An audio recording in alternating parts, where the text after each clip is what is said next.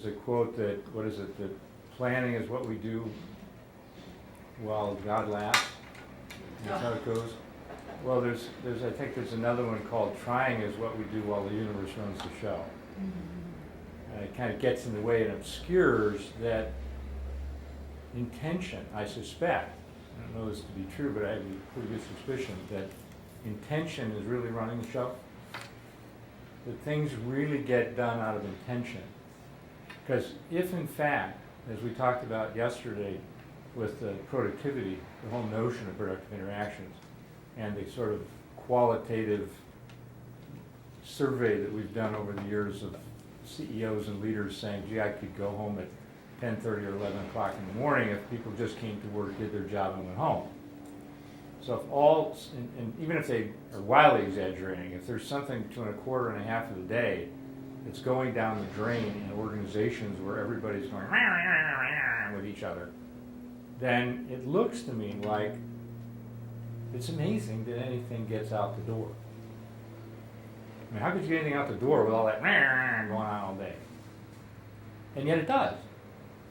So I suspect that the output happens while everybody's screwing around going and trying. That it's happening at another level of intention, and the missing mastery in leadership is to discover that intention is the source of powerful action, not all this trying stuff, not all the doing stuff. You know, there have been comments made about, gee, my job is to stop doing or back off of the doing thing. You know, Hannah, you were talking about that in B. And I can sort of hear sometimes in that conversation, you know, particularly with CEOs and in business, our language is doing, right? And that is the language we all use together. That there is this opportunity to shift and actually use a much more powerful way of leading, which is intention.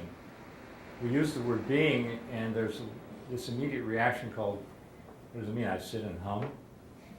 Like, somehow being doesn't make any difference.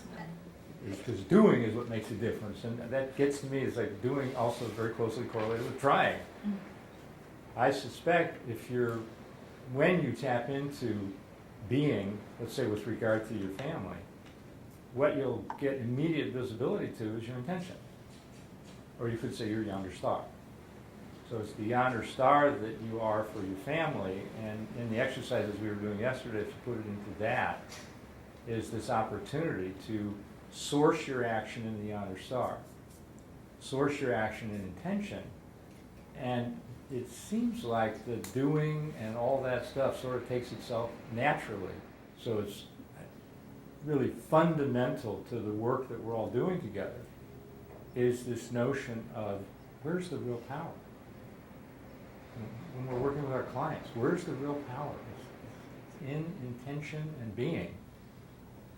And for them to begin to be able to master that freedom to be and pay attention to their intentions, to the vision, and to the yonder star thing, and use that much more highly leveraged way of living.